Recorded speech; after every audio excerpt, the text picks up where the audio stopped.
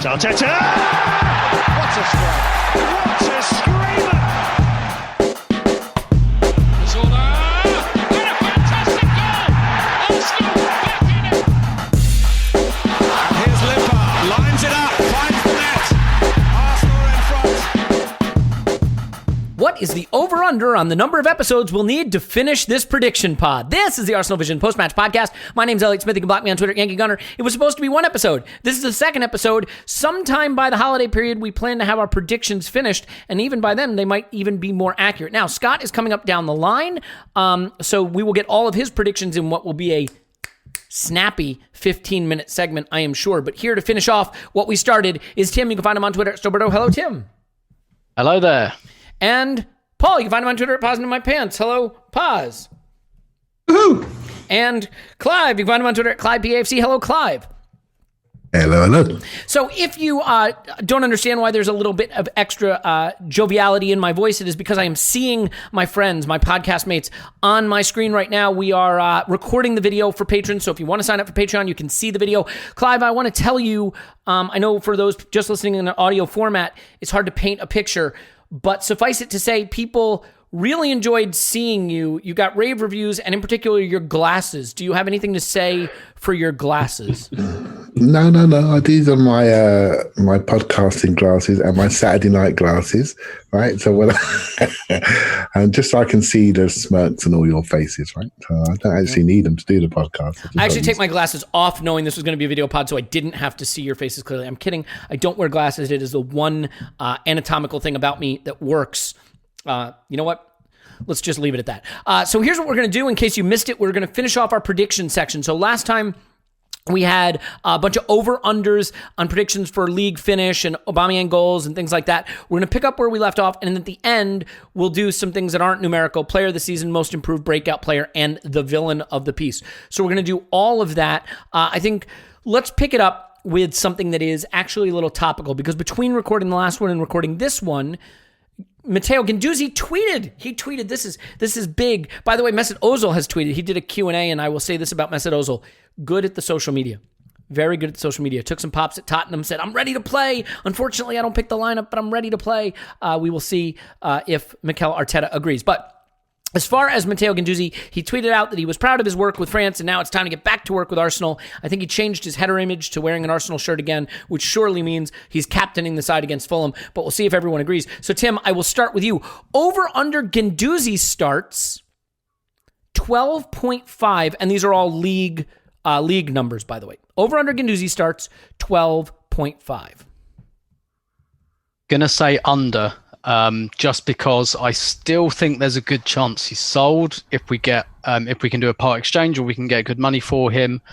And if he is kept, I think that he will be behind Saka and Ceballos still as first choice. So I think he'd only be partially rehabilitated. So he might be another one who'd see a bit of the Europa League and the Carabao Cup if he stays. So I'm going to say under.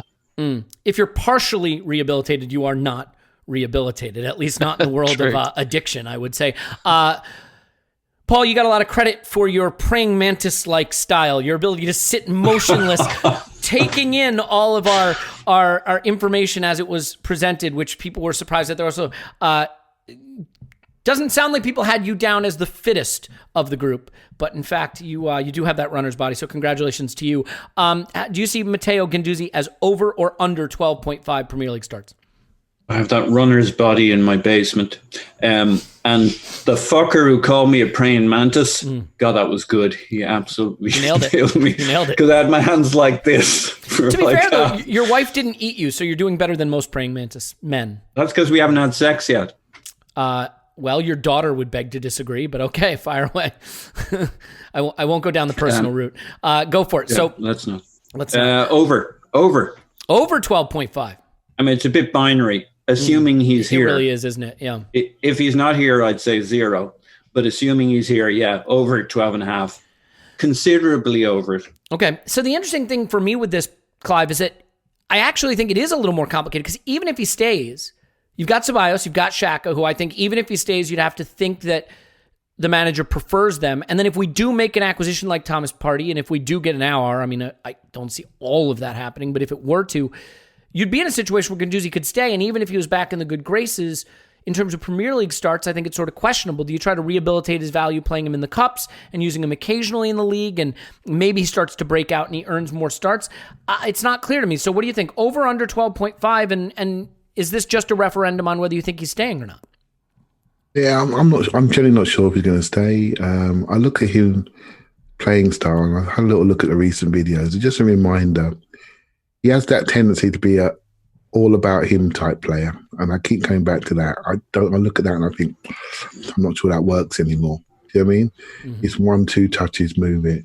It's all about him. Can I have it 15 touches? Can I feel myself? Can I get a foul from the referee? Do you know what I mean? I'm not sure about that. I'm not sure, but he can play, and I feel there's a lot there. So I think if he stays, I'm with Tim on this one. It'll be lower, and I think 4 deep line CMs for 2 positions, get rid of El Neni. That's not the worst thing in the world. Build his value and then go again. Yeah, the funny thing is I could see him staying, which I think... So it's hard, right? Because next year he goes into the last year of his deal. So the irony is we're saying, well, we shouldn't sell him for cheap this summer.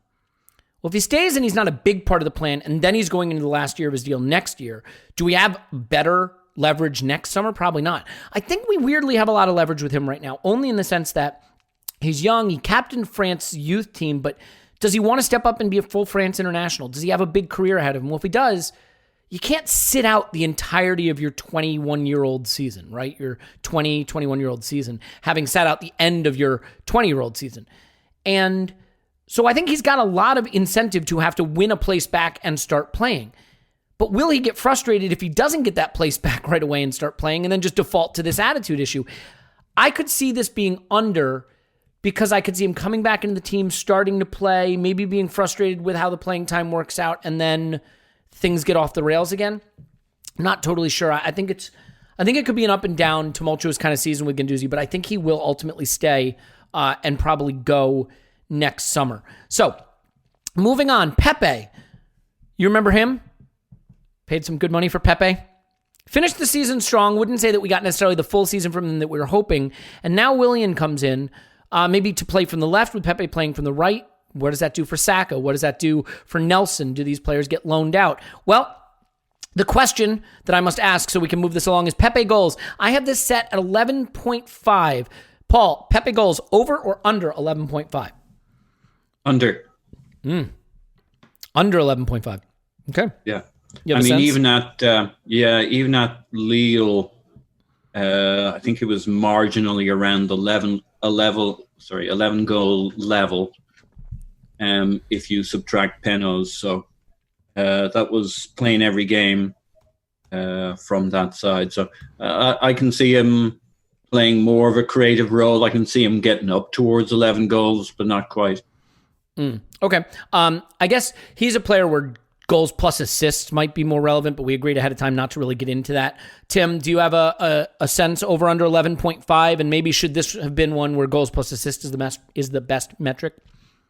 Yeah, possibly. I think just under, not least because he's not the penalty taker. And with Willian, I guess actually with free kicks, and look, I know like you only get 1-2 free kick goals a season, but I guess he monopolizes the left-footed free kicks, but nevertheless, I probably see him at about the 9-10 goals. But really, I think most of his value, the way our front line works really is basically everyone shills for Aubameyang.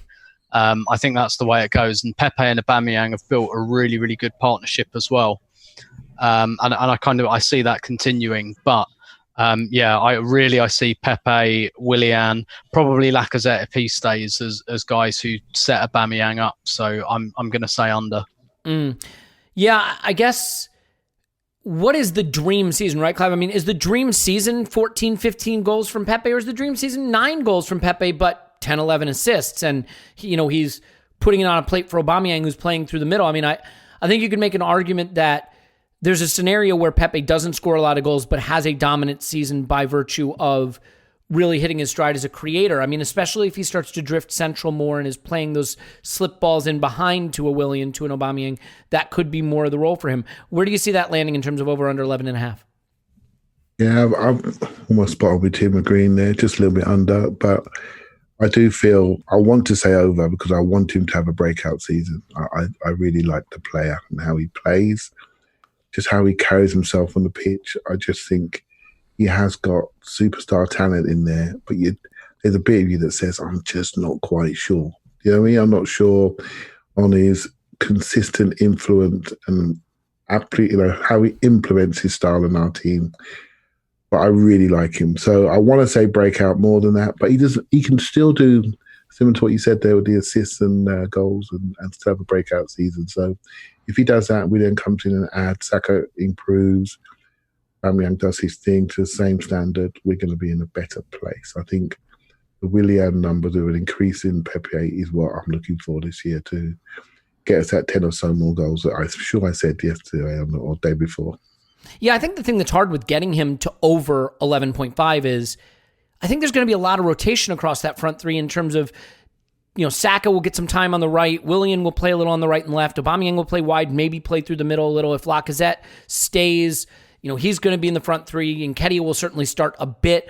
And so even as much as Pepe is an integral part of the team, you could still see it being a season where every time the lineup comes out, people are going, oh, why didn't this guy start? And it'll be, Willian didn't start. What's Arteta doing? Oh, Pepe didn't start. There could be a lot of that this season, just because especially if we play with a back three, there's really three guys for three. There's three slots, and there's probably like 5 or 6 guys to fill those slots. So we'll have to see how it plays out. I will go. I'm gonna say under 2. I could see this being like a 10-goal, 10-assist season for Pepe, though, and one where we're probably hotly debating whether he had a great season or not at the end of it, because I think when he runs hot, he's a player that's impossible to stop, and when it's not coming off for him, he's a very frustrating player, sort of like Alexis, just at a lower level. You know what I mean? When it wasn't coming off for Alexis, it was, he's greedy, he doesn't give the ball, he gives it away too much. But when it was working for Alexis, my goodness, it was something special. And I think Pepe has a little of that individuality to his game that can work and look amazing or not work and be very frustrating. So I could see it breaking down that way. I do want to make a point for those of you watching the video over on Patreon. Tim gave the game away, and he shouldn't have done it. I made the point the other day that what's great about doing the video recording is that it means that none of us are on Twitter, on social media, checking our phone. We're more engaged with each other. And I noticed Tim just kind of really intently listening with his eyes sort of down. But what I know now is that what he's done is he's taken the phone, he's got it right here. And, no phone? I thought I had caught you. It's a whole other level of performance from Tim today. He's like engaged. It's like, remember early season Pepe? Mm-hmm. Early season Pepe, and then later season Pepe. Tim's tracking back. He's covering Tim, space. You were trying to be the praying mantis like Paul and soak it all in. I appreciate that. Okay. Yeah. So all right, let's move on to the next section. So that this is not a 5-part series, and we're getting close to that. So let's try to zip through these a little more. Ainsley Maitland-Niles starts. I've got this pretty big, you guys. I set it at 20.5 league starts, and I'm actually going to go over, and I'll explain that in a little bit. But Paul, 20.5 league starts, what do you think for Ainsley Maitland-Niles? So let us assume that Hector leaves, and that Arteta isn't as high on Cedric as he once implied with his he can do things other people can't do in the final third. He'd be over 20.5. Yep. Yeah. Yep. Well, so think about this for a second. Let's say he just starts all the big games, that we play this back three formation and he plays the big games because he's been so good at it. 2 against City, 2 against United, 2 against Chelsea, 2 against maybe Spurs if you want to consider them big team. I tend not to. 2 against Liverpool. That's 10 games right there that he could start just to sort of keep with what's worked in big games. What if Kolasinac goes, which we think he will? Does Tierney play a full season? I hope so. I think our hopes kind of hinge on having him available all season, but he's broken down in the past. Maybe he misses a few games and Maitland-Niles has to sort of play over on that side. Does Bellerin go? Obviously, if Bellerin goes and Cedric isn't impressive, Maitland-Niles could start a bunch on the right. Does he get 2 or 3 starts or 1 start even in the midfield at some point? I just think his versatility combined with covering a little if Tierney's out, playing a lot on the right and playing the big games gives him enough paths to playing time that he's going to start an awful lot. And some of that is predicated on my opinion of Cedric, which I won't give because I've been very not forthcoming with respect to how I feel about that player and that move. So I'm going to stick with that. I can't imagine he'd stay. He can't be guaranteed starts, but unless it was explained to him how he's a starter this season, apart from, hey, you can get in there and compete, I don't know why he stays. Well, that's another great point. I mean, if he's staying, it's presumably because the path to playing time is substantial. Now, it could also be in the Europa League, the FA Cup, the League Cup, but we'll see. Okay, so Clive, what do you think? Your boy Maitland-Niles, is he going to start over or under 20.5 Premier League starts? A lot of playing time. Yeah, I think he will be just over, but I'm still not convinced that story's told yet. It could change in terms of just the size of an offer. Yeah, it could change. Can I ask you a question? If Wolves, if he goes, do you think he'll play over or under 20.5 games for us? If he's sold? Under? No, yeah, under. You're like, what are you talking about? You're an idiot. Everyone can see you rolling your eyes in the video. Oh, yeah, I forget. Sorry. The thing is, right, for all of this, we have to change our mindset a little bit, because we always have the crazy 1 hour before kickoff when the team gets selected, right? Because we all go mental, because that's what we do. But I think this year more than ever is going to be rotation massively, and I think because we're literally got a compressed season, we have got the same amount of games in like 5-6 weeks less time, and not the 5 subs, by the way, Clive. Right? So not the 5 makes subs. it even harder to keep people fresh. Yeah. So we have to get really comfortable with rotation. And I do think the back three gives us the base from which to play from, and rotation ahead of that. I think that's the smartest way to go into this season this year, to get some stability and some points accumulation just by having a strong system. And it's interesting to kept holding behind a little bit longer. Maybe he may go. David Luiz injury. You've got a situation with Pablo Mari. We don't know when he's quite coming back. So that all sort of makes sense. Karen Chambers just come back. You know what? We had this big lumpy squad, but yeah, mate, we could end up using quite a lot of it just based on the games we're going to have. And the good thing is, with the players that we've all seen and we called uncoachable, they've reached a coachable level where we're a bit more comfortable with a few of the ones that we dismissed before. So it's going to be interesting. I do think us being comfortable with rotation, getting that right, is going to be a big part of the season. Yeah, I think that's right. And I mean, it is tricky in a way, because a lot of these predictions are based on transfer moves that we think we know how they're leaning, but they can take a very late shift. I mean, Hector Bellerin staying would influence this. Maitland-Niles going, as I tried to joke, would influence Maitland-Niles starts for Arsenal. I do want to point out, for those of you who are not seeing the video, a lot of negative feedback on Clive's bookshelf placement. Apparently, Clive's bookshelf is in front of either a door or a window.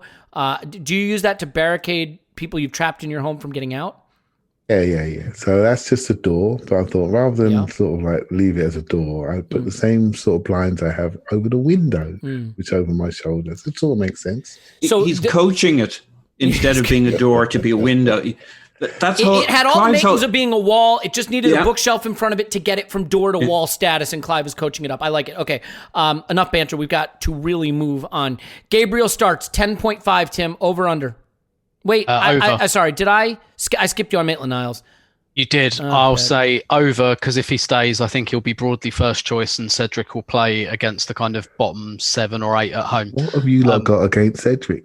I tell you. Honestly, I don't have anything, and I'm not on record at all as having any problems with him. Okay, no, I think Arteta likes him, and Arteta will use him. But I just have Maitland-Niles maybe at just over, and for the reasons Elliot said as well, because he can play in other positions. Gabriel 10.5. Yep.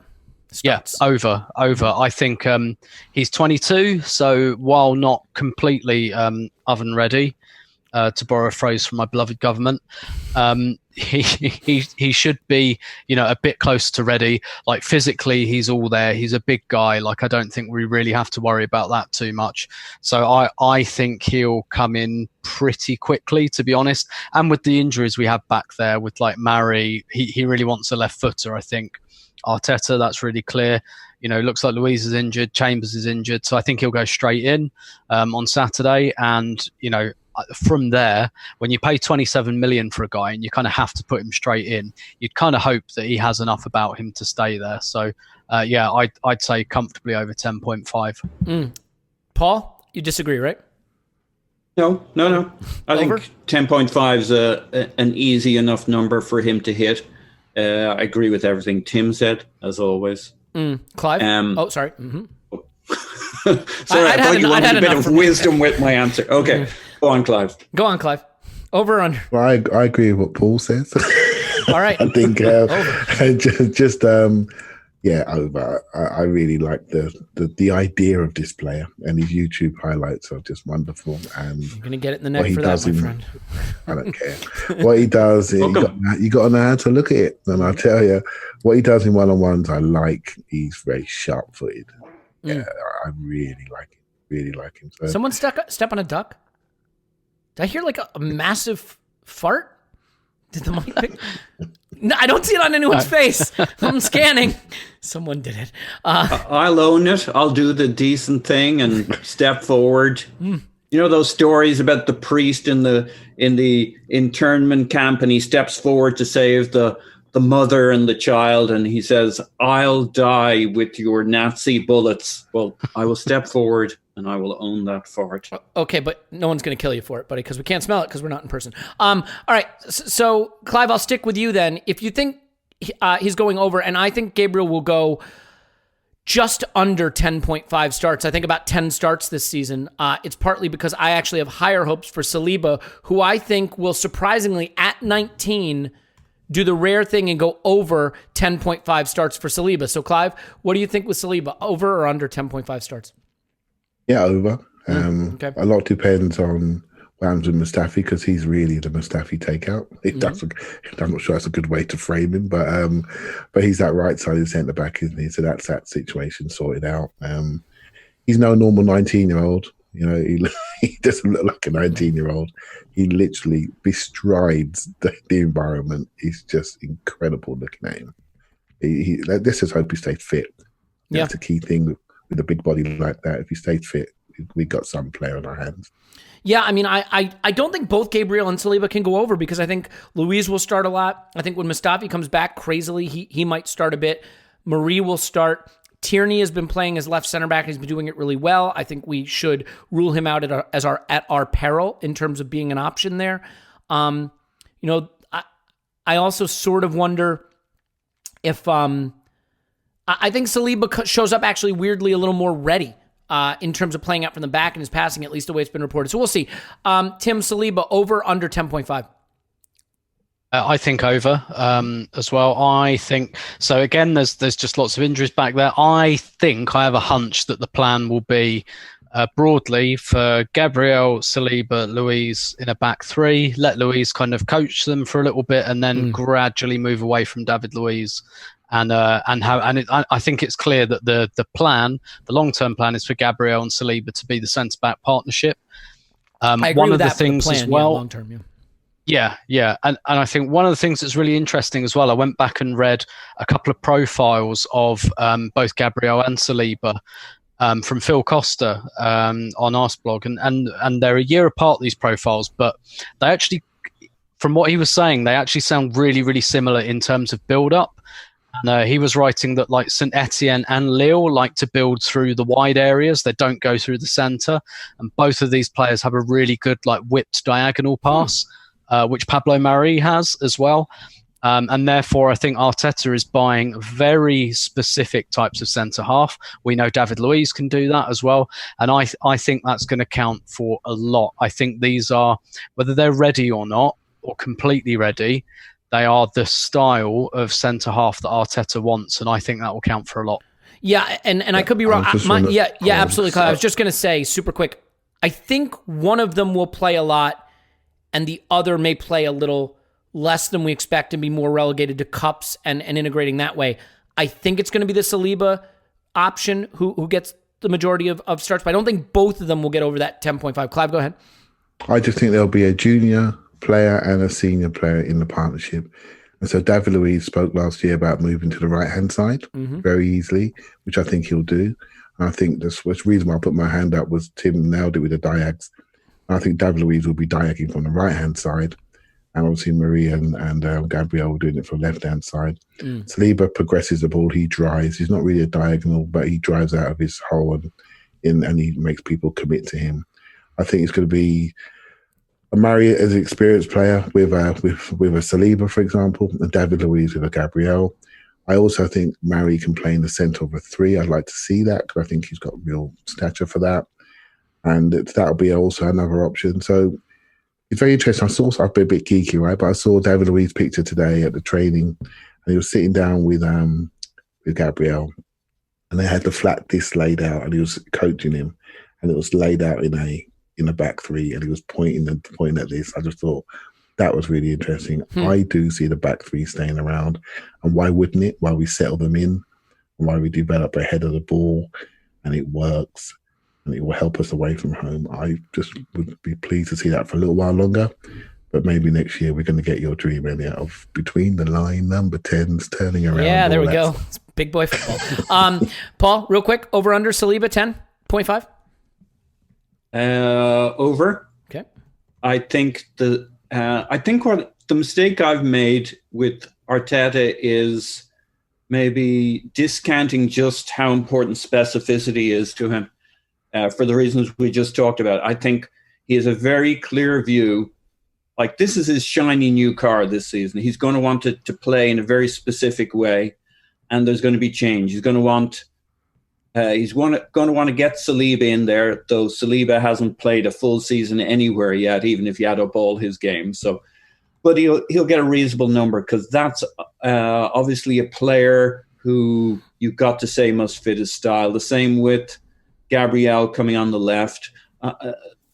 When I talk about the specificity thing, I think I underestimated just how much Arteta likes a left-sided player on the left. And the reason he pushed Saka into that left back position very often, or right back there, was a little less to protect Saka than I thought, and a hell of a lot more about having left-footed players on that side. So he's going to want Tierney up on that left wing there, left wing back or whatever, with a left-sided centre back over there. And he's going to want that symmetry where, yes, he's playing around the edges or through the middle. That thing where Maitland-Niles moved into the centre, or he had Saka moving into the centre. I don't know that we're going to get that exciting 8-10 player, but he's going to start maybe doubling down on kind of the way we played this year, but with better players, more specificity. Wouldn't be surprised if we see a lot of back 3 there. He'll just have much better players playing it so that he's got options on both sides instead of, we generally played out from one side and attacked from one side. So I think he's just going to want much more symmetry, much more balance, and having players with you could have a left-sided centre-back, Tierney and Chaka on one side, all left-footers, and right-footers on the other side, and there's just going to be a much greater dose of symmetry there. Yeah, look, it's a simple case of determining like what our formation is going to be, and I think if we all agree that the back 3 is how we might start, and if we think that I don't think Tierney playing left center back is his first choice, right? I don't think that's what he would have done if he had other center backs available. I do think David Luiz is going to play a lot. Between Tierney playing it a bit and Mustafi playing a bit and Pablo Mari playing a bit, trying to get both Gabriel and Saliba to over 10.5, I think is tricky. And I think the one who's ahead of the other is actually Saliba, even though he's not ahead in age. So we'll have to see how that pans out. So let's go rapid fire here so we can get to the last ones before we run out of time, because I think we're going to lose you, Paul. Isn't that right? And we need to get you on record for this stuff. So, so let's just zip through real quick. Nketiah starts, Nketiah goals. Clive, real quick. Nketiah 14.5 starts and 7.5 goals. Just under on starts and just under on goals. Just under on both. That's I'm just looking at that with the current incumbents in place. If that was to change, I think that boy is growing. He's growing as a man. He's physically moving people around, and he's starting to make that step. And I think he's going to be a very interesting player this season. It's really tricky, right? Because we're assuming Lacazette goes, but I don't think it's guaranteed. Even if he does go, Aubameyang, Willian, Pepe, Saka, Nketiah. I'm not sure I'm forgetting anybody who's really in the conversation at that point. But even with that group, you'd have to think that Aubameyang, Pepe, Willian, and Saka are all players he would like to get on the pitch maybe before he'd want to get Nketiah on the pitch. But he's shown that he's willing to sort of force him in there. I think I'm going to assume Lacazette goes. And as a result, I think he will get just over 14.5 starts. And I think, it's funny because he's a player that I've said I'm not sure he's Arsenal quality, but can he get to 8 goals, starting 15 games and maybe coming on for 10 others in appearances? I think he can. So I'll say just over, and I'll say he does get to 8 goals. And for starts, I could see him getting 15. And I'm not saying that I necessarily want it to get to that level, but I could see it getting there. Tim, what about you? What do you see in terms of 14.5 starts and 7.5 goals for Nketiah? Under on starts. I just think unless there's a long-term injury in there, he might start the odd game. I don't think he'll start, that's over 1/3 of the league games. I don't see that. If Lacazette goes, you don't see it, or regardless? Closer if Lacazette goes, but I still, not unless Aubameyang gets injured. Okay. As for goals, I think just under. I think all competitions he can go double figures because I'm sure he'll play a lot of cup football. Yeah. But Premier League, I see about 6 or 7 maybe. Okay, Paul. So, let me give you the numbers again. 14.5 starts, 7.5 goals.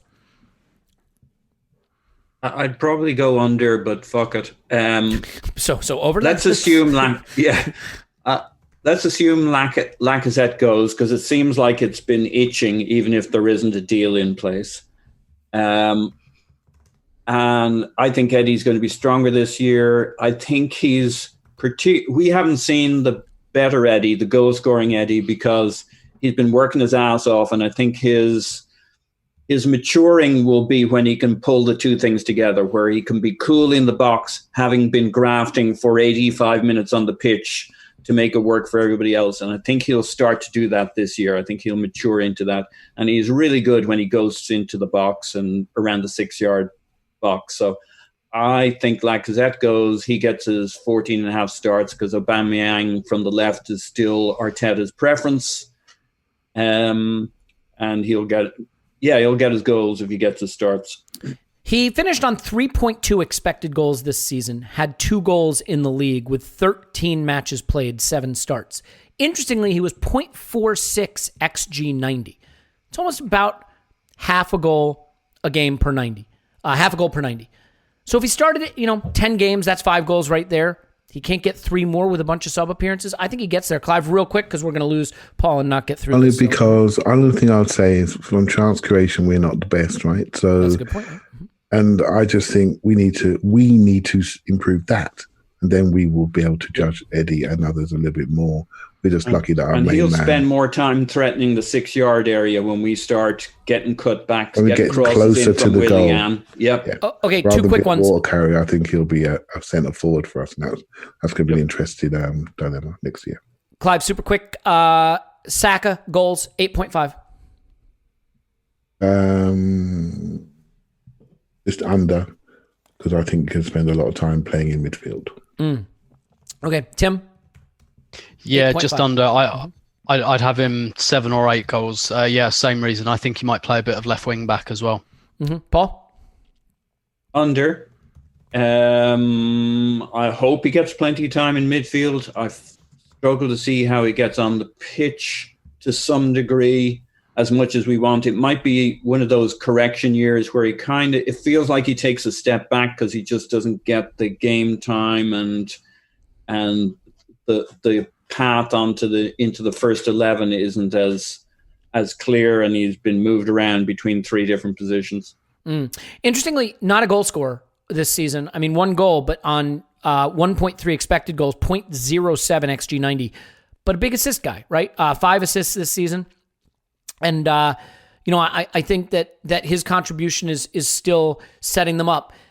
But I got a weird feeling that he's going to push this close. I just think he's a player who has so much talent. If he gets to play on the wing, and if Aubameyang plays central and defenses have to key on him a bit, learning from Willian, learning to be a little bit more direct, he certainly has the ability to finish, as an inverted And he doesn't winger. take any bad shots, right? When he takes like he hit the crossbar that time, he doesn't sky anything. You don't say, why did he take that shot? If he takes a shot, he threatens the goal. So I'm going to say he gets to 9 goals, like something really nice, like 9 goals, 9 assists on the season, a big breakout season for him, without setting the world on fire. Some of it though depends on path to playing time. So Paul, I'll stick with you for a second. Willock, we had to do Willock. We had to revisit this. I know 44 appearances, 44 as many appearances as any other player, including Aubameyang. So let's do starts. Joe Willock, 6.5 starts in the Premier League. Under. There you go. Yeah. I'm not even going to ask you why. Clive, Joe Willock, 6.5 starts. Over. Okay, that's not a good We're sign. going to need him. We're going to need God, I these hope boys. Yeah, stop it. I'm kidding. Emil Smith-Rowe is going to take a lot of his player minutes. is just developing. Let's see. I think the most important thing for him this season is not how many starts, it's just where he starts. I think it's time to stop being pushed around like a little child and on right wing and number 10 and deep. How about say, hold on, coach, I need to be something, because people like Elliot are giving me a kicking. They don't know what I am. They're not sure if I'm a Ramsey, an Ozil, or a deep line midfielder. So I want to get myself fixed. I think that's what Maitland-Niles' scream was about. He said, I'm not a defender. That's what he said. He didn't tell me I want to play there. I'm being criticised as a defender, and I'm not a defender. Amen, now you're a brother. progressive, Amen. go-forward player. We all look at him differently, because actually That's his fair. number one skill is defending, actually, one-on-one. But hey, he needed to grow up, and he's learned what he is, and now he's developing. Now he's made his England debut. Joe Willock can change his story real quick. I agree. Look, he's got some metrics that are really interesting and some skills that very few other players in our team have. He is the rare central midfielder in our team who will get in the box and get in a position to score goals, who will drive past a man and bring it in the final third. The final ball is a hard thing. Is he sort of an Alex Iwobi in a way, just in the sense that he has some things he does really well, progressing the ball, getting through the thirds, and arriving in the final third? Is he ever going to get that last bit right? I think he maybe has more end product than Iwobi did, and he plays a slightly different position. I will say this. I think he will play a lot. I don't think he will start a lot, given the formations and the options. But if he can start putting it together in the final third, and if Arteta gives him a more attacking role, yeah, I think he could have a big role to play in our season while going under those 6.5 starts. Tim, super quick, under or over? Under. I think we're going to sign another midfielder, and in the current system of 2 central midfielders, I don't see a space for him there. I don't think that Arteta trusts him in that too. So, lots of appearances, lots of starts in the Cups, lots of coming on as a sub, but under 6.5 Premier League starts for me. Undeniably has some talents that are in rare supply in midfield, but in a very tricky situation in terms of a path to a lot of playing time from the start anyway. So, Paul, here's what I'll do. I think a lot of his sub appearances, he's going to have to battle Emil Smith-Rowe, who can do the job he was asked to do in the last 10, 15 minutes too, in many instances. And he looks like he's sticking around, and he can threaten the final third. So he'll be a tasty option. Yeah, I mean, his performance in the Community Shield, probably the best I've seen from him in a long time, and that kind of attacking dynamism he brings is good. Let's do this because we're going to lose Paul in 3 minutes. So we'll do this. Paul, I'll just let you pick these real quick so we get you on record and we have this done. Yep. Who's your player of the season?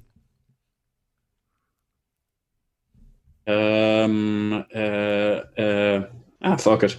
Danny Ceballos. Ooh, interesting. Okay. Most improved.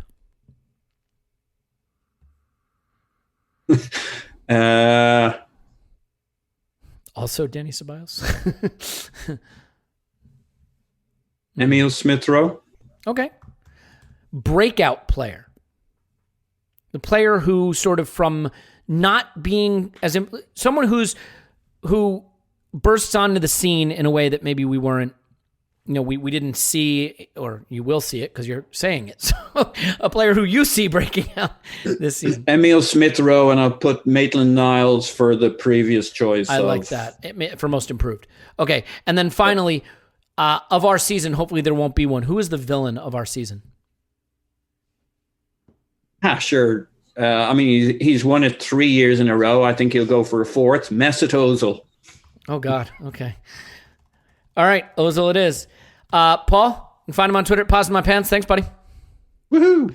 Woohoo, indeed. And with that, Paul is Au revoir. gone. Yes, goodbye. Paul is gone. It is just the three of us now, which means all of our faces just got bigger on the screen, and it's weirding me out, guys. All right, so let's move through these a little more methodically now that we have just a bit of extra time. Tim, who is your player of the season? I'm going to be really boring and say Aubameyang, but I tell you what, I'll be, if we're talking about like the Arsenal.com player of the season, which is voted for by the fans, I think it'll be Kieran Tierney. So who do you want to be down as your pick? Aubameyang. Okay. Yeah. I mean, it's an easy choice, right? Like, because the guy who bangs in all the goals can be your player of the season. And I think, let's be honest, the fact that Lacazette was chosen as our player of the season before is kind of silly, but it's to your point that it is in a fan vote. It doesn't always reflect necessarily the output in the most accurate way. Clive, how do you see it? Who's our player of the season for you? I can't look beyond Aubameyang, to be honest, and I'll be happy if that is the case. I just like everything that he represents on the football pitch. I think he's so positive. I think he has such a positive influence, and if he is player of the season, that is a good thing. It's a good thing for the club. Yeah, I got to pick Oba too. I know it's super boring, but it is quite simply a guy who, whatever cliff might be coming from at some point, it doesn't seem like it's coming from right now, and he's scoring goals of increasingly spectacular quality. I think the warning signs are certainly that his XG and XG90 are down, but I think that's also a byproduct of playing in a position where he's further from the goal in a team that didn't create a lot of chances. I think there'll be more opportunities for him to get closer to goal, and there are more players who can create chances in the side now.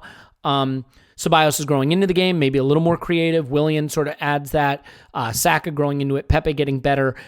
I just think, another few months under Arteta, maybe the attack will start to click, and that can mean more chances.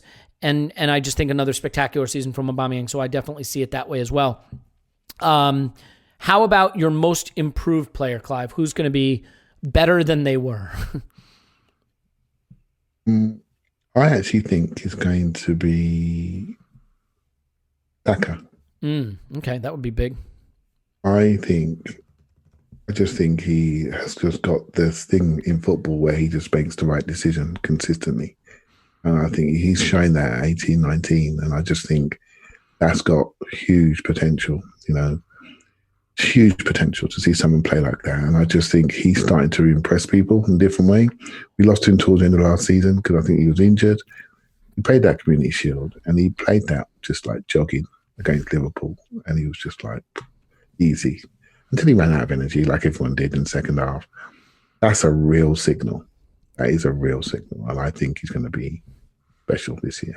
Yeah, I mean, he definitely is the guy that if we're going to do something special, this is the thing about improving a team. We've talked about this in years past, but like one way you can make the team better is signing players. Another way you can make the team better is by the players in the team being better. And when you have 18-year-olds, 19-year-olds, 20-year-olds, they don't improve incrementally. They improve exponentially, right? Sometimes they don't improve at all. Those of you watching the video, I'm making neat little algorithmic curve signs with my fake pen here. But Tim, my ridiculousness aside, who is your most improved player coming this season? I'm going to say Pepe. I should have thought that. and I'm going to say like Pepe, an improvement on last season, which is not necessarily to say I think he's going to be like, Iron Robin or anything like that. But I think we'll see more consistent end product from him. I think the signing of Willian might help that along a little bit. That just gives a little bit of proper competition in there as well. But I do kind of think that towards the end of last season, we cracked how to use him. And I can't see us going back to, that having him out on the touchline, dribbling inside on his left foot into traffic. I just can't see us doing that again. And if we give him a run in that inside forward position, the link up with Aubameyang is like, when you look back, you won't believe how many goals they've linked up for, since Christmas, like good 6 or 7. And so, yeah, I think Pepe. I think Willian's arrival might light a little bit of a fire. And you know, it still might be that Willian plays on the left and Aubameyang plays up front. So he might have a bit more to play with. So Pepe for me.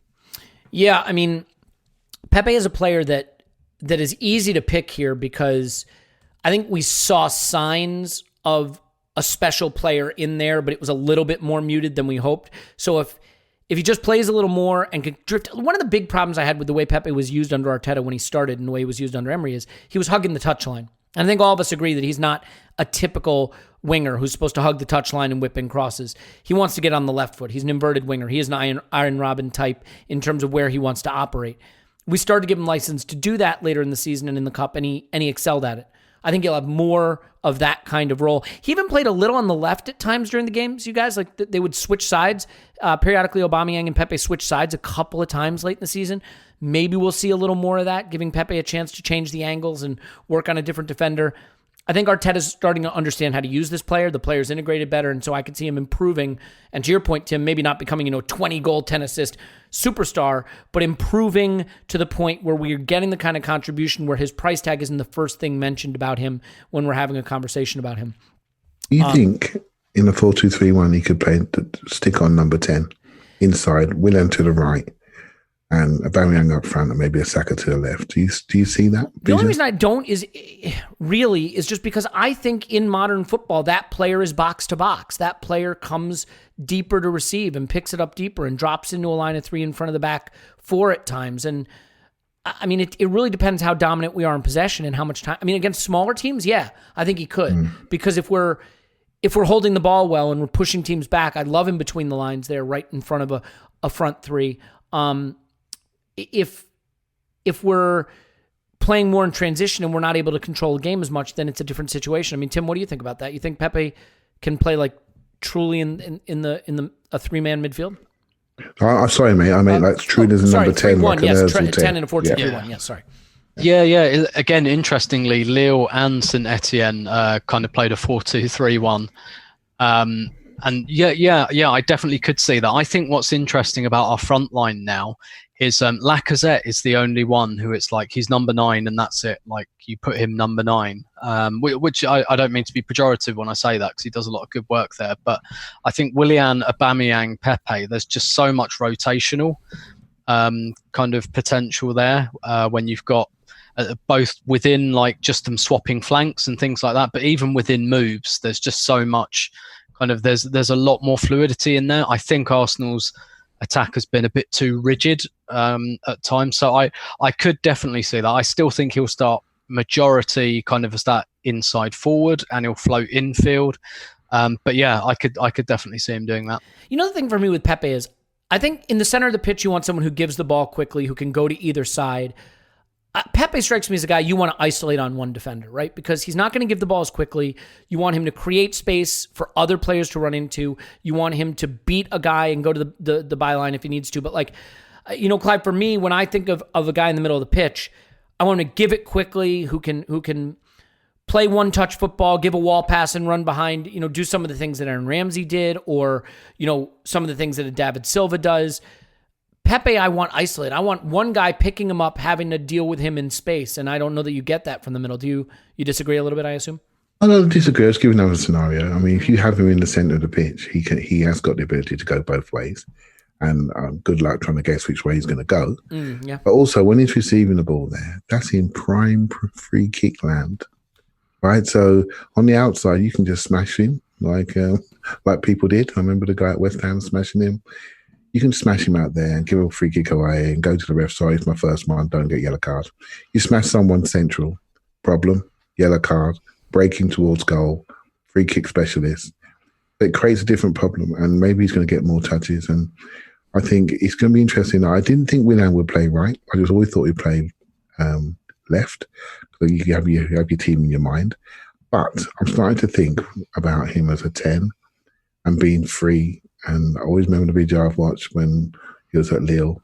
Free creator, get him on the ball, put him in dangerous areas. He knows when to release it, gets it back. His shooting is incredible. I wonder if we're going to just unlock him in that number 10 role when we're at home in particular.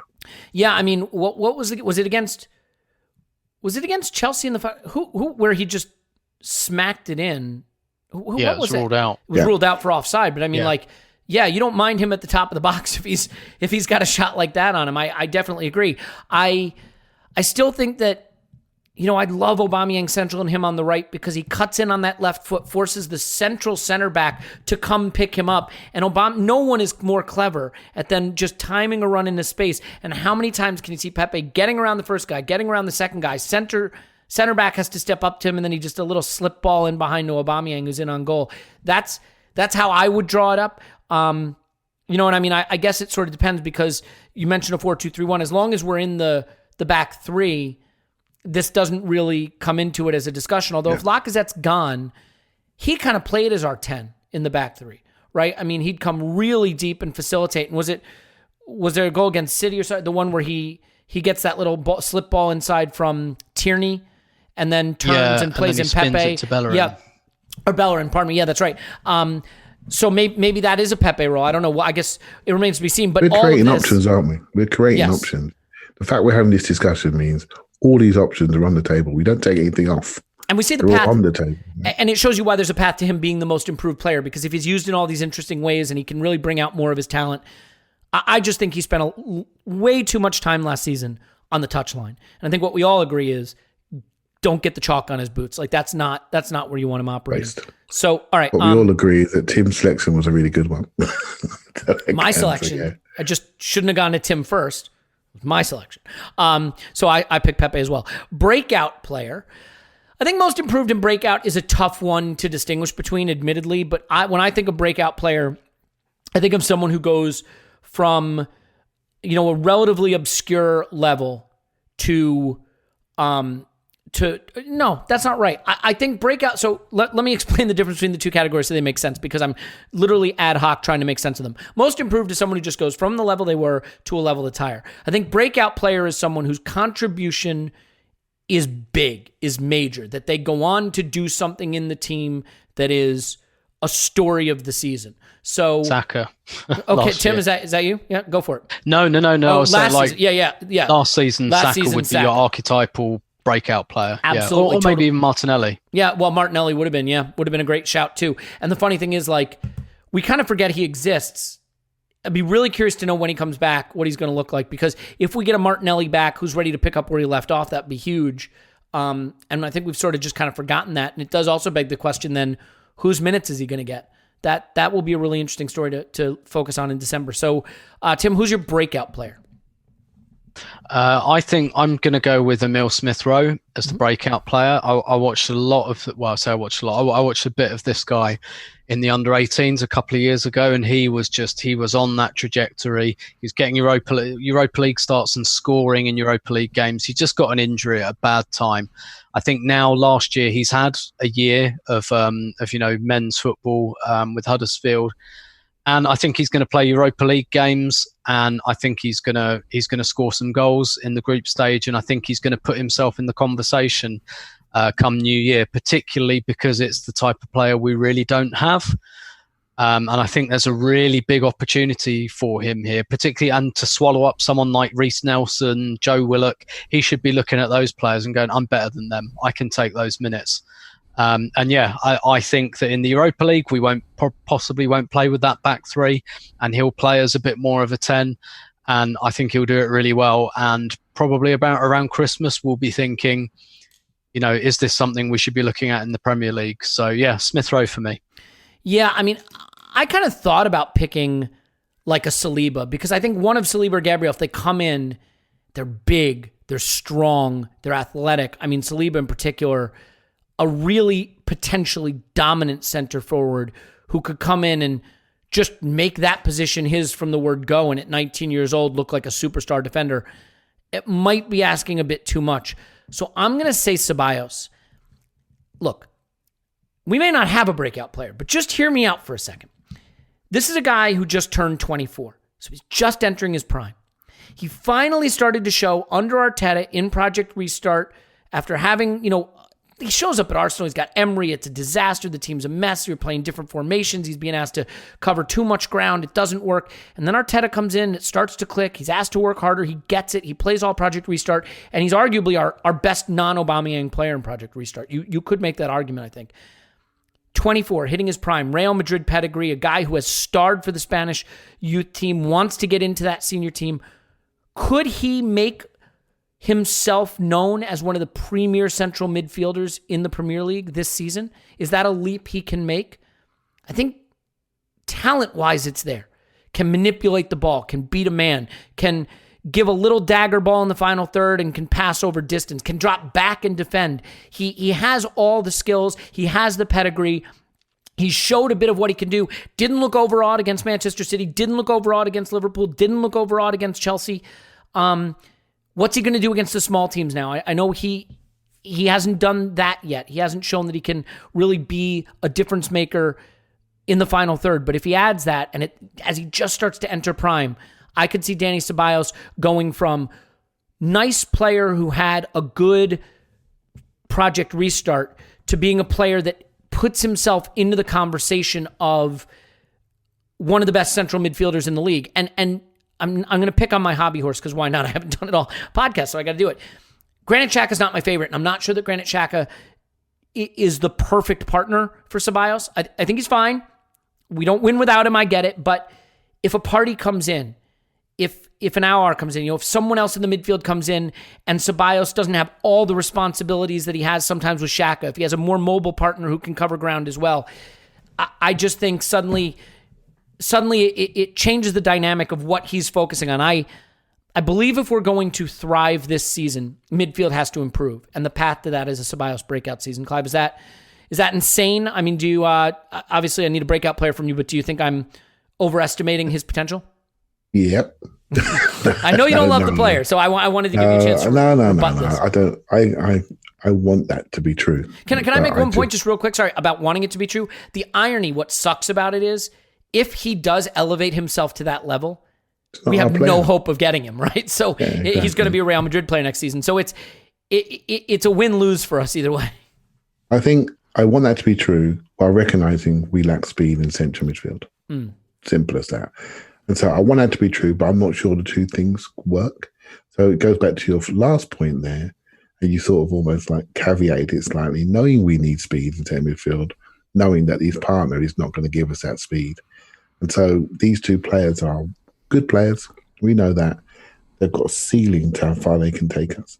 Unless we make them into a good three, then really change how we're going to play, I still think there's a ceiling there. Although we all recognise the huge step forward that him and Saka made towards the end of last year, when no one debated who our middle two should be in the system that we played. So I hope you're right. But again, we're stacking up a problem for ourselves in a year's time when he walks out the door, right? And we'll all be crying. So in some ways, I'm looking for other people to do it, that maybe the ones that we own their contract. So who? Give me a breakout player. Funny enough, I was going to pick one of two. I was going to pick Saliba, actually. And I like it.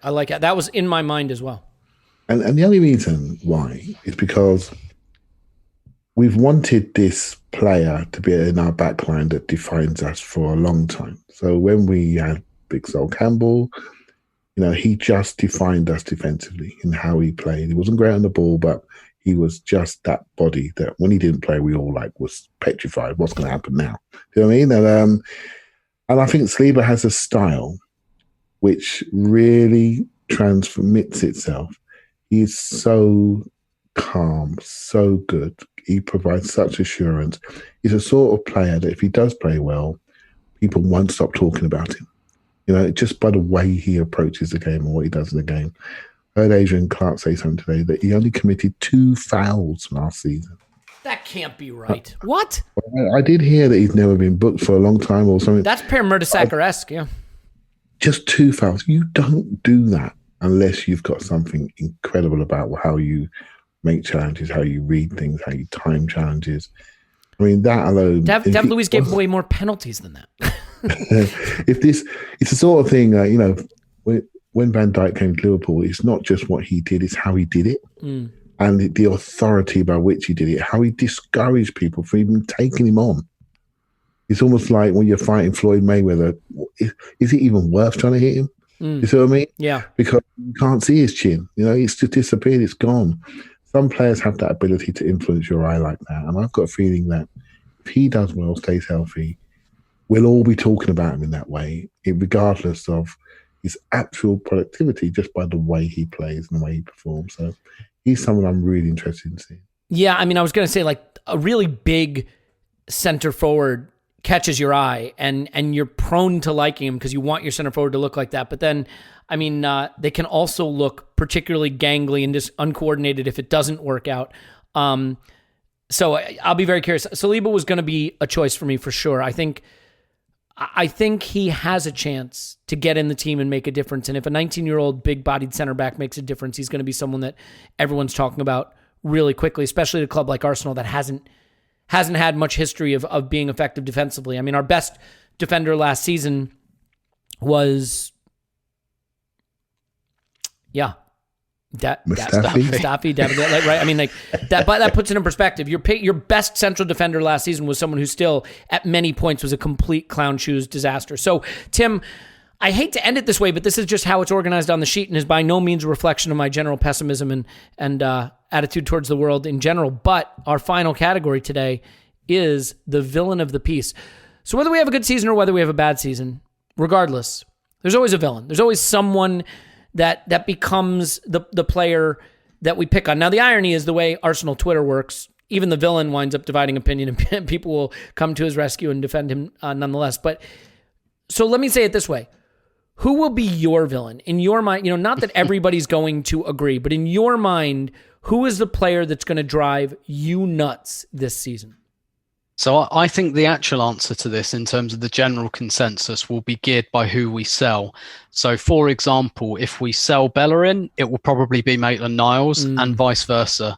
Like, if we sell Martinez, it will be Leno and vice versa. That's the clearest one to me, Tim. Just interrupt real quick because I haven't done it enough this episode I'm itching. There's absolutely no question in my mind that if we sell a goalkeeper, the other one is going to get pelters because they can't be good enough to erase the memory of how good the other one was. Yeah. Mm-hmm. But I'll let you have that one because I think, again, to perhaps have a slightly boring answer, I think it's going to be Mesut Ozil. And the reason it will be Ozil is because I think roughly the same thing's going to happen. We had the discussion, didn't we, about how many starts, and as Paul said, I think we're at the stage where he either is integral or he just doesn't play at all. I think we're going to see a little bit of this in out, and particularly if we lack creativity again and things like that. And it will be the last year of his contract, so the discussion will turn very quickly to what is Mesut Ozil's legacy, and actually, that's not an important question really for us as Arsenal fans. It might be an important question for him because of the whole recency bias thing. How this season pans out will completely and utterly define how people remember Mesut Ozil at Arsenal.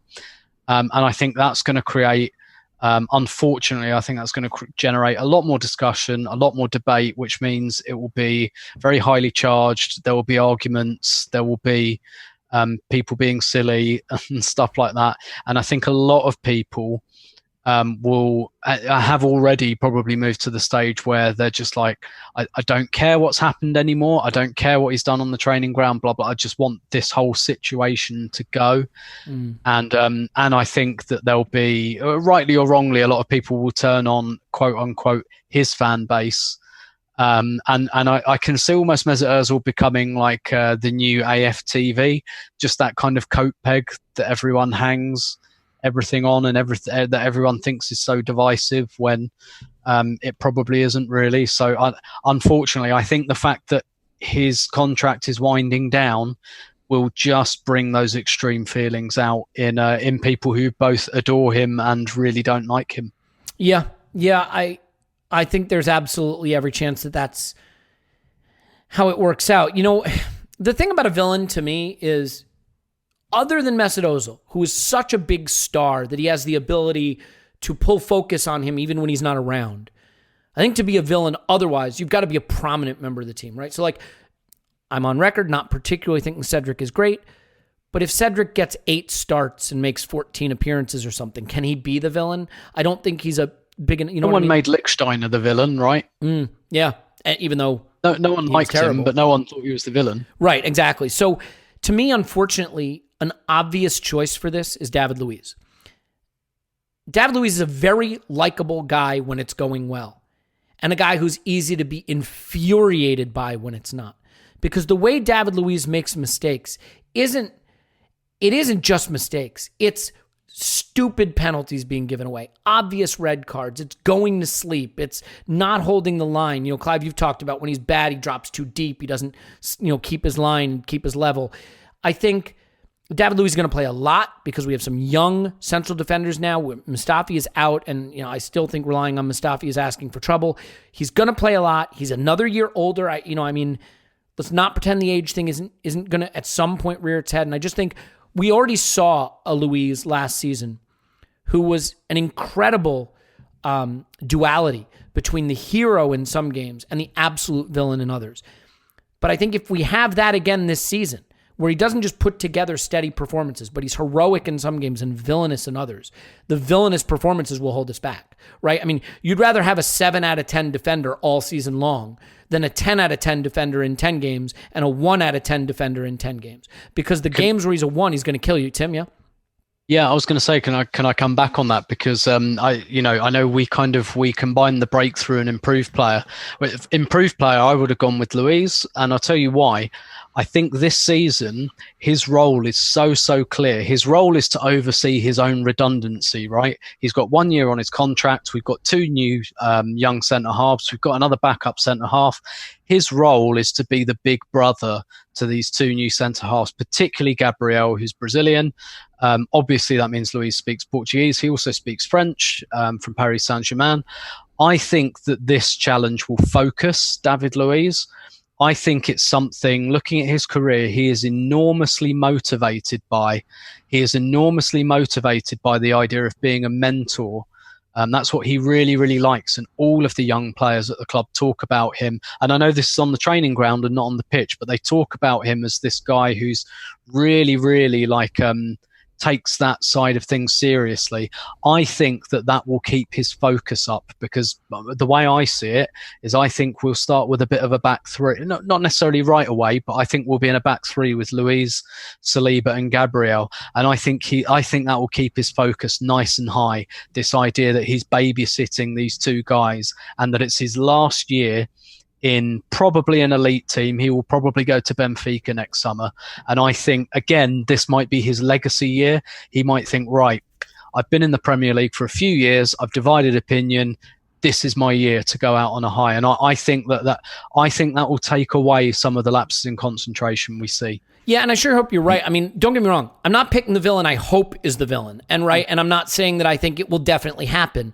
I think he has big villain potential baked in, because, again, he's not much of a 7 out of 10 defender from what I've seen. He is usually a 10 out of 10 or a 4 out of 10 or a 1 out of 10. And it only takes a few performances that are 1 out of 10 from a defender to have lost you the points you need where you can't get into the top 4. And I hope we're not looking at it that way, but I think his potential, given how much he should play and given the variance in his play, puts it out there. And also just his personality. There's something about his personality that when he's bad, he just feels easy to spot being terrible. You know what I mean? The hair's flipping around and he's making silly mistakes and he's tugging someone back and giving away a penalty. Clive, why don't you weigh in on that and then give us your villain? Yeah, so I think Ozil and David Luiz have become narrative villains, right? So they almost control the narrative of our team. When we don't beat Aston Villa, we miss an Ozil. So that sort of spectre's hanging over us. When David Luiz pulls someone from behind and the referee gives a penalty, sometimes unfairly, we then do, we think the thoughts that you have, Elliot. And I think I agree with him about the mentoring side of things. That's quite clear. I also think I think that's going to go one step further. I think he's going to start coaching, like proper coaching. I see something in him as a potential coach. And he has a very good young coach right around him to learn from. And if it wasn't for the Benfica stories, there could be a role for him at the club. I do think he is that influential. He's shocked me. I did not know this side of him, but to hear the young players talk about him, I think it's quite interesting. And with both those players, Ozil and Louise, what we've done by adding centre-backs and Willian is we've decreased our dependency on them. Mm. And then if you add in Smith Rowe, for example, we're decreasing that dependency on their skill set, which means they are become less of an issue because they're not the only ones. We're not dependent on them playing time. And at the back there, I want Luis to play some games, but I want him to sit some games. I couldn't really imagine him sitting last year because of the players that were playing in front of him weren't that great, right? So the reliance on them is both decreasing. So, yeah, I think my villain actually will be, potentially if he stays, will be Guendouzi. Mm. And the reason why, because if he stays and stops us getting what we really need, I think he could be the one we take our eye to. On the playing side of things, I did a bit. I mean, I said it before that I hope he recovers on playing side of things because there's something there. It's how he, much like Saliba, I look forward to watching how he plays. With Guendouzi, a good Guendouzi, how he plays, I don't think fits the team. So I think there's villain potential there. And depending on how, I just don't trust these off and on the pitch, I guess. Yeah, no, I think that's fair. To be clear, one thing with Luis thing, I just want to say, I think he's extremely likable in terms of what he adds behind the scenes. The irony is you talk about two real leaders in the team, and you won't go far before Luis is mentioned and before Saka is mentioned. Two players who on the pitch have the ability to do a brain-dead thing that will drive you nuts. There's no debating off the pitch what the players think of them in terms of their leadership and their character. The whole club loves them, don't they? I mean, it's not. There's no debate.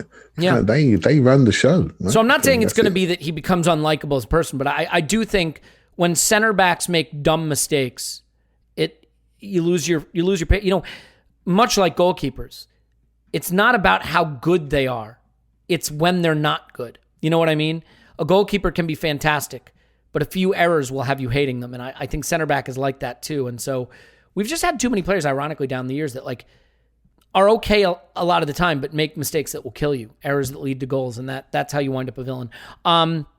I think that's good. We can leave it there. Scott's going to come on, and I'm going to give him a whopping 15, 20 minutes to do all of these right down in a row, rapid fire. So he's going to come on next.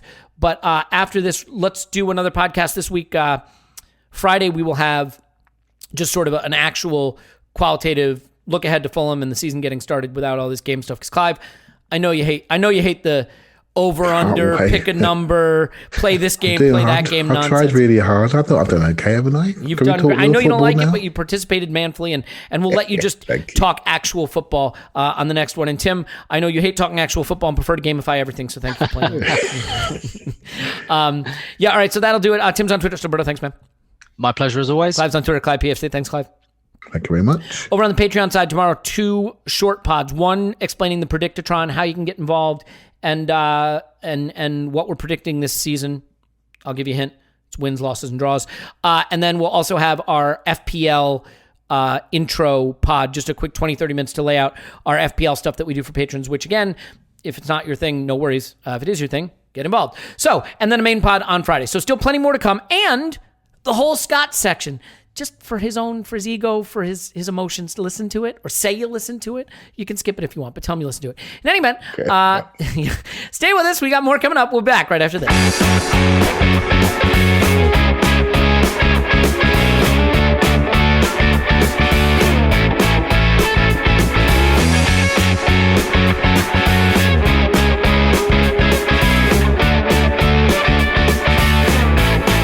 Back, and this time we are joined by Scott, who is going to prove that you don't need all the razzle-dazzle explanation. When you know stats, numbers, and analytics, you can go through 45 topics of over-under in, let's say, 15 minutes. So for those of you watching on Patreon, you see Scott. For those of you who are listening to the regular pod, you hear Scott, and you can find him on Twitter at _that_crab, always with your handle. That happens to me. Hello, Scott.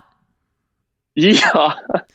Yeehaw! You threw me off. There you go. That was better. Yeah. Thank you. You threw me off just like I throw you off every time talking about it. Routinely do. Sure. So, Scott, I have sent you the sheet in advance so you know what to expect.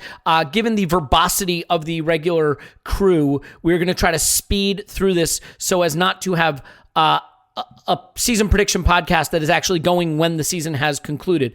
And given the COVID situation, who knows whether that's after game 1 or game 38. So we will start off right off the bat with league finish over under 5.5. Now, I explained to the main group, and I will explain to you as well.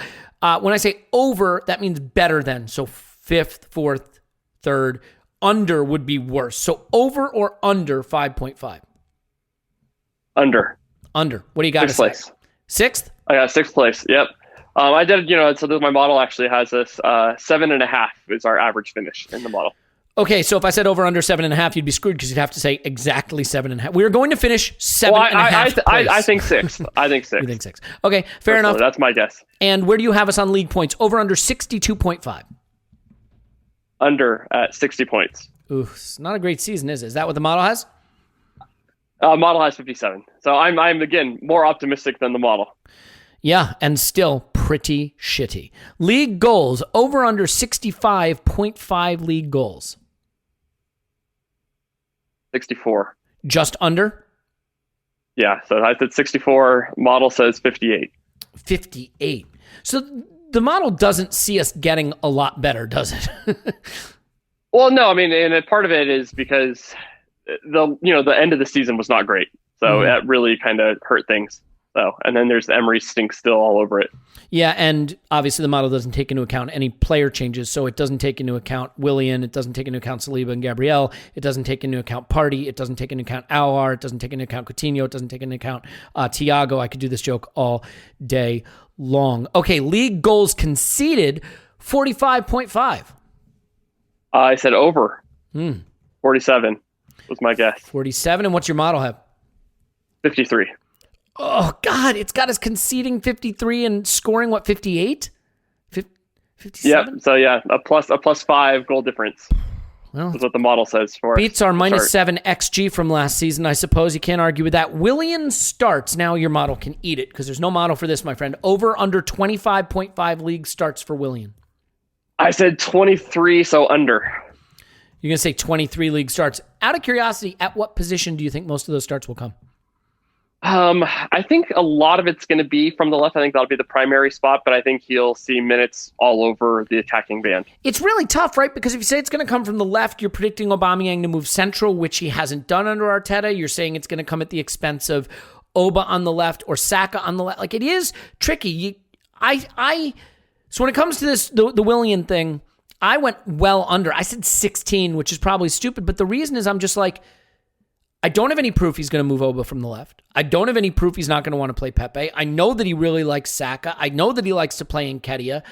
He didn't sign Willian and not play him, but unless we switch to a back four, and it's 4-2-3-1, and Willian plays nominally as sort of like a number 10, I don't know. Maybe he becomes the center forward in sort of a weird way and takes up that Lacazette role. I would love it to mean Oba moves centrally, but there's no evidence of that yet. So it will be interesting to see where those starts come. You have it under, but just under at 23. What about his goals? I set that over under at 8.5. I said 5, so I think it's going to be under as well. I went with 6 myself.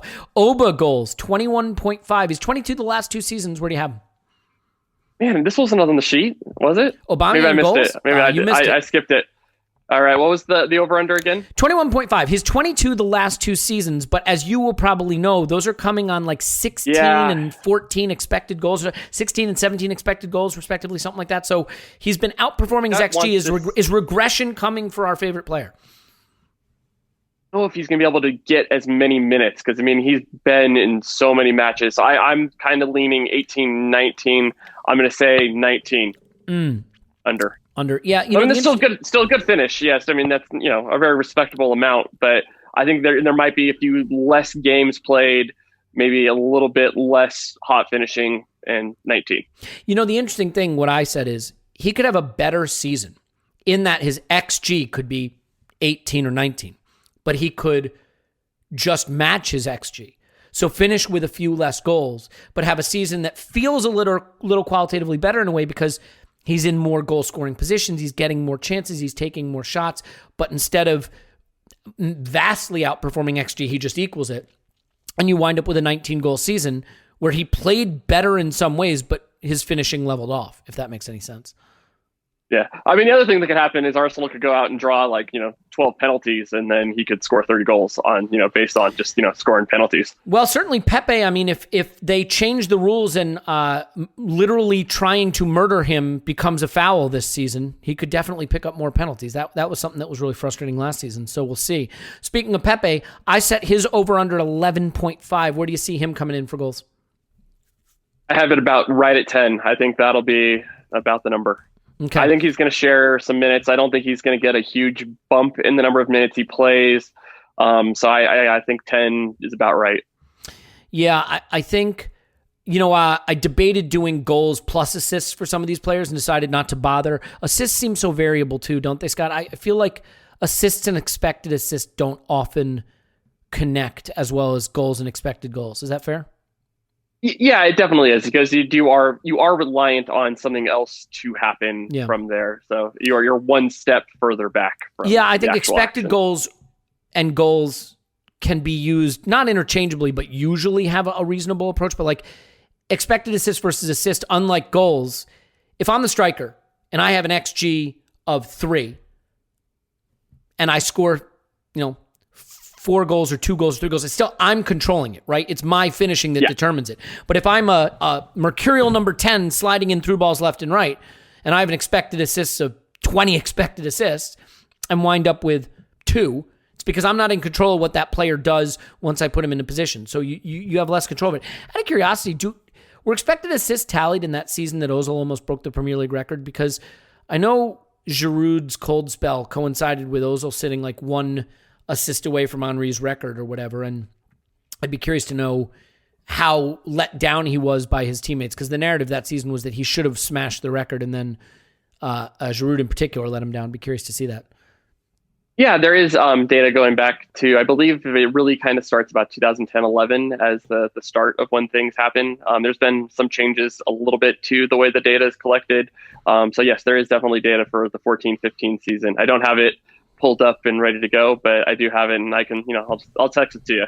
Yeah, and I will let you know, for those of you who are not watching at home on the Patreon feed, Scott and I have taken a very different approach to how to do video. I am jamming my face into the camera so you can actually measure my age by counting the lines on my forehead, and Scott is trying to get so far away that if you had to pick him out of a lineup, there's still a chance you would get it wrong. So we're taking a different approach, same end result, though, which is that we can see each other and chat with each other. So let's move on to Cedric starts. This is a fun one for me. I'm kind of curious. I said it is 14.5. Me, Paul, and Clive went over. Tim went under. Where do you come out on this? I come under. And I think this still, even if Bellerin is sold, I think that he is not the first choice backup if Bellerin is the presumed starter. So I have him at 8 league starts. So I guess all I would say is, let's say Bellerin is sold, and it's basically Maitland-Niles and Cedric. If you have him at 8, do you see Maitland-Niles starting 30 games in the Premier League at right back?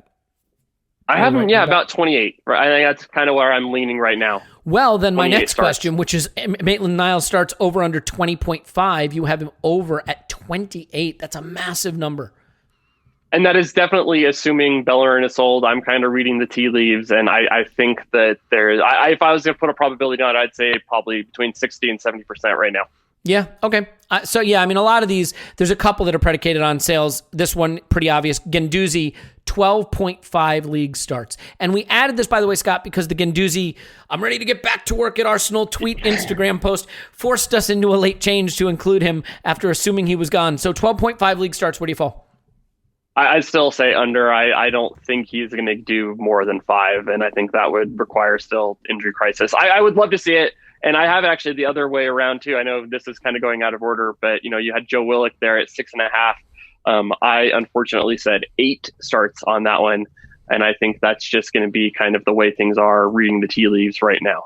I think so much also of the midfield starts and statistics will boil down to how long we stick with the back 3. If it's back 3 all season, you've got 2 players in the midfield, essentially.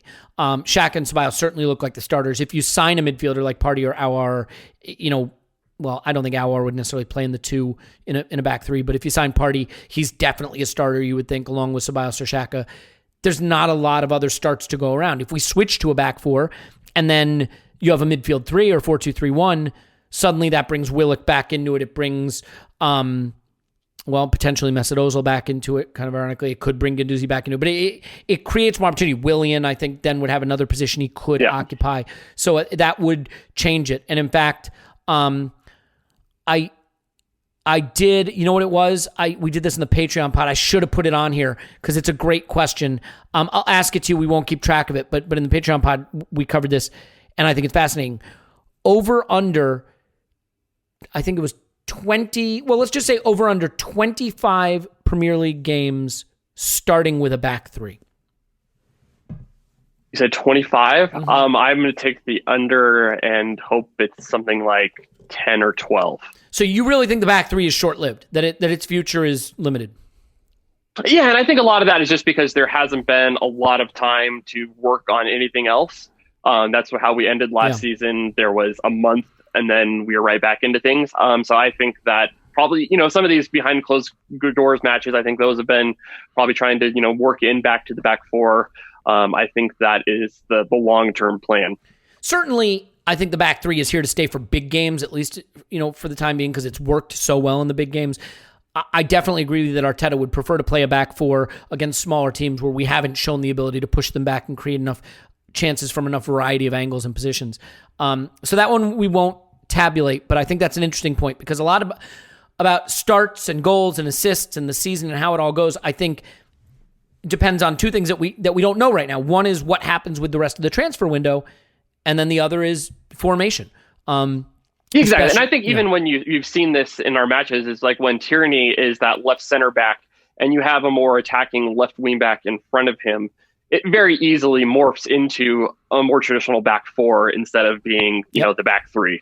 So I think that, we talk a lot about these formations, but it's really more about what roles are people going to be asked necessarily over what position they're playing. But it still sort of depends, right? So what's interesting, when we played the back three late in the season, it would morph in possession into a 4-2-2-2 at times, something like that. Well, with Maitland-Niles playing left wing back, you can do that because he can go into that 2 in midfield, but he can defend like a fullback. You can't necessarily do that with all of the options you'd have to go into that 2, right? Guendouzi isn't going to drop in and play left wing back. Willian probably isn't even, although maybe he's a fit for that. Ozil certainly isn't.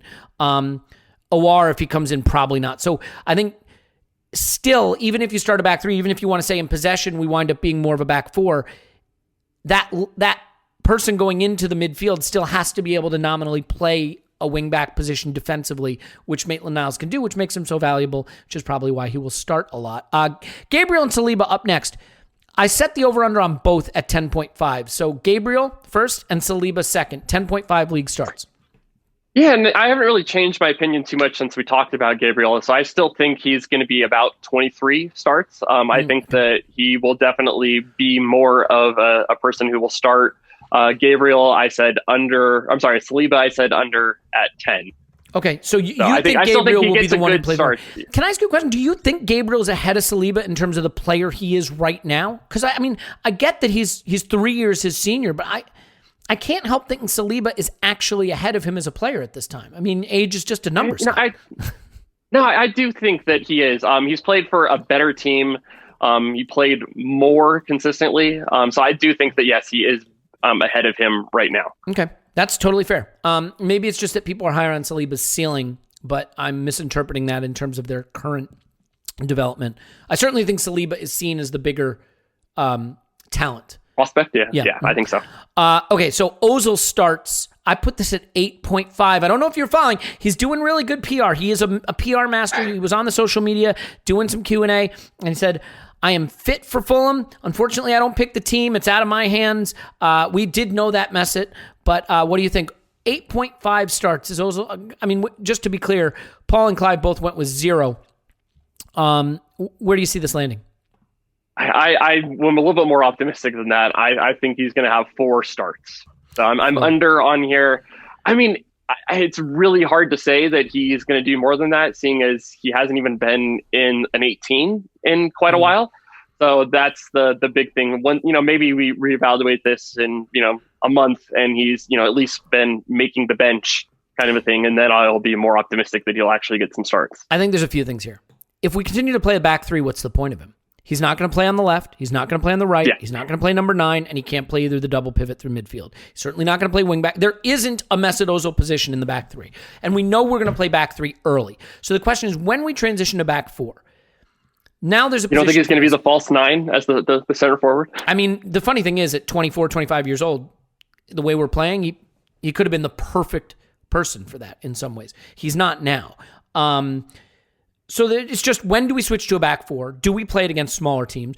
If we sign an Awar and a Party, you probably still don't need him. Willian will play there a bit. Awar would play there a bit. If we don't sign anybody, he's going to have starts there as long as he gets on the boat. Will he get on the boat? That's what it boils down to.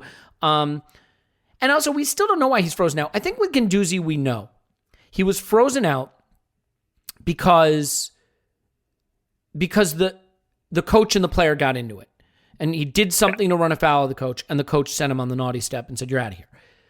We don't really know with Ozil as much. Was it pressing him to try to get him to say, "Fine, I'll leave and take a pay cut to go somewhere else"? Was there a falling out? Was it just, "We don't need you anymore and you're a distraction"? I mean, I think we have a clear picture of why Guendouzi was sent away from the team than we do on Ozil.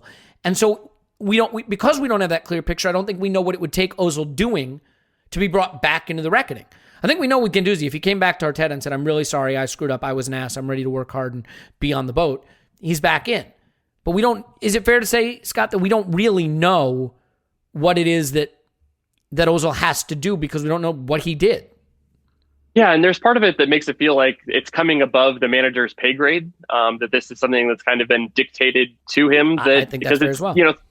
3 coaches in a row that have done it. So it's one of those, I don't know necessarily, where this is coming from, and I don't know necessarily that there's anything that the coach has to say.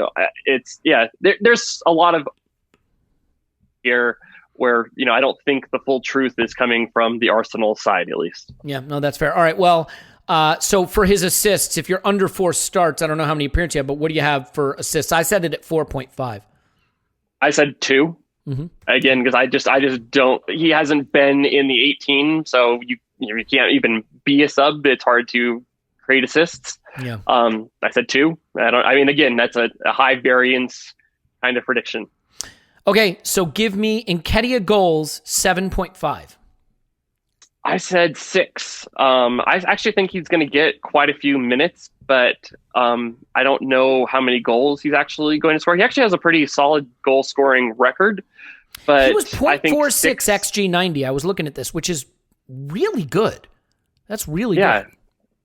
Yeah, and his time in Leeds wasn't bad. Again, a lot of that was sub minutes and stuff like that. So I think he definitely has the track record to be able to do it. But I still think 6 would still be a really good return for him. Okay, and then how many starts is that going to come on? Over under 14.5. I said 13, so he's going to be just under 14.5.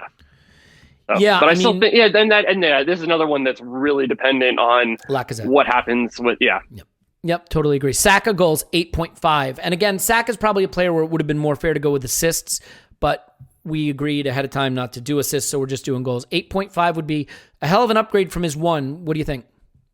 I think 5. I think his numbers are going to be better because I don't think he's necessarily going to play as much time as a wing back or a full back. I think he will get more starts further up the pitch. But that's a really big jump for him at his age. I think if he's in that 5 to 7 range, I would be very happy. And I think that everybody would be ecstatic with that. I could see a season where Saka scores 11 goals and has 7 assists, and you look back and 3 of the goals and 2 of the assists were in the Premier League and the rest were in Europa League and FA Cup or something. Because especially, again, Aubameyang's going to play a ton. Pepe's going to play a ton. Willian's going to play a ton. And Nketiah will play. We just know that. Lacazette, if he's around, is obviously going to play a lot. Martinelli, come January, may need to get some minutes, although he may just need a lot of time to get back into shape. Saka, it doesn't have a clear path. I mean, Arteta found lots of ways to use him, so we know we'll use him. He doesn't have a clear path to a position where he can really call his own and dominate and start to put up numbers. I think the Europa League is going to be really important for that, and maybe we'll start to see a big breakout there that doesn't fully translate to the Premier League in terms of goals and assists. So now we get into the ones we can sort of think about qualitatively. Player of the season. To be clear, I'm not saying who will the fans vote player of the season. Who do you believe will be our player of the season? If they said to you, Arsenal called you up, end of the season, said, Scott, please award a player of the season, who are you going to be awarding it to? To me, it really does feel like there's only one answer to this, and it's got to be Aubameyang. I mean, he's the most important player. I think he's our most talented player, and it's hard to really pick anybody else. So it's funny, right? Like, I mean, Tim made a good point. You could see a fan vote where someone like Tierney wins it because he's so likable and he grafts and he's good at both ends. He's very talented too. I'm not trying to be condescending, but yeah, I mean, in a team that doesn't create enough chances, and hopefully that will change, a guy who can score over 20 goals for you as your player of the season. And if he's not our player of the season, Scott, I think you can make an argument we had a bad season, if you follow me. I think so, yeah. Because then you're saying, who is it? Well, if your player of the season is Tierney, that probably means Aubameyang put in 16 goals or something, and that could be an issue. Or if it's one of our goalkeepers, again, that means, we didn't improve on defense. Yeah, you don't want that. So let me ask you this. So I've got two categories that are hard to parse. There's most improved and breakout player. So most improved is just a player who you think will go from one level to the next. Breakout player is someone who will sort of burst out in a way that is more substantial. So they're very close. They're very nuanced, and they probably shouldn't both exist. But I'm going to ask you to give me one qualitatively, however you see it falling. So let's start with most improved. Who do you have for that? So I actually did pick Pepe for both of these, and I think that you can make an argument that makes sense for having him in both categories. To be fair, I think you can make an argument that both categories are identical. So sure. I mean, so fair enough. Yeah, go ahead. Yeah. So, I mean, I think that, so it's been not necessarily a tough first season, but it wasn't necessarily the first season that you would expect from a record signing. Mm-hmm. So I think that there's definitely room for improvement there. I think that you could see Arteta finding ways to use him better last season towards the end. I actually think his partnership with Maitland-Niles was really good. I think that helps to unlock him a little bit because Maitland-Niles is better, I think, at getting that width than Bellerin. I don't necessarily think that means he's a better player than Bellerin, but I think he does do the overlap and width better. Maybe that was just because that's what Arteta asked him to do, where Bellerin was given more of that midfield role. So I think if that is the case for Arsenal, I think that that's something that Pepe will do better.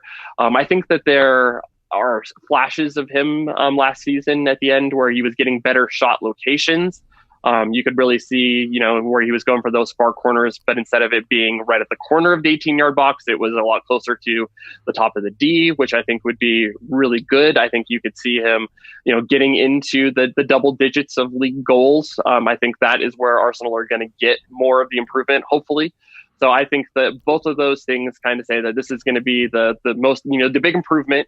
And, I think he's going to go from a guy that maybe was a little bit of a disappointment to breaking out into maybe not quite a star, but probably that next guy that we think of as our most important player. Yeah, no, I mean, and I think that'd be great because it'd be nice to be able to talk about Pepe without his price tag being the first thing that's mentioned.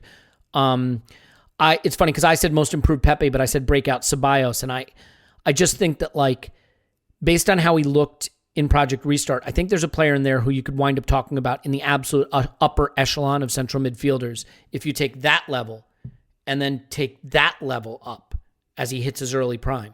And that would be... Exactly. No, I think that's a really good argument because I think he really did find his role at the end, playing that little bit deeper, doing a little bit more of the connecting. You could even see some of his, late runs starting to happen. So I think that's a good call, and I am so happy for him to be back. Yeah, it just sucks, right? Because there's no scenario where you see Ceballos having a world beater season, like a brilliant season, that allows us to keep him. If he is one of the best central midfielders in the Premier League this season, he's a Madrid player next season, and that's the only shitty thing about it. So last but not least, because of course I ended on this, who is your villain of the piece? It doesn't mean we'll have a bad season, hopefully not, but... at the end of the season, if you're saying that's the guy that was really villainous for us, who is it going to be? I mean, this one seems pretty obvious too, and I went with David Luiz. So I mean, it's got to be a defender, I think, because those are the guys that are going to make the mistakes, cause the errors, draw penalties, get the red cards. we saw that David Luiz has an error in him. I think if he is a starter consistently, he's going to happen a lot, and I think that's going to be really what happens. Yeah, I mean, it is a situation, right, where like you could see him being brilliant in plenty of games, but it just takes a few games of being a disaster at center back to become a villain. Well, that was good, Scott, because we whipped through that pretty quickly, and we needed to, given the length of this podcast and given the fact that the season is on its way. We'll be chatting with you a lot more throughout the season, obviously, and as I get better at scheduling things, hopefully a lot more beyond that. So plenty more to come. We'll have 2 patron pods tomorrow for our Predictatron and our Fantasy Premier League intro, and then Friday a final podcast leading up to the start of the season, and then the season is on. So it's all good. It's crazy that it's back already, but we live in hope. Maybe a couple more signings, maybe a special season on the horizon, and we just can't wait for it to start. And thank you for being with us, and we're thrilled to have you with us for another season of the Arsenal adventure, and hopefully it's a good one. So we love you, and we'll talk to you after Arsenal 10, Fulham 0.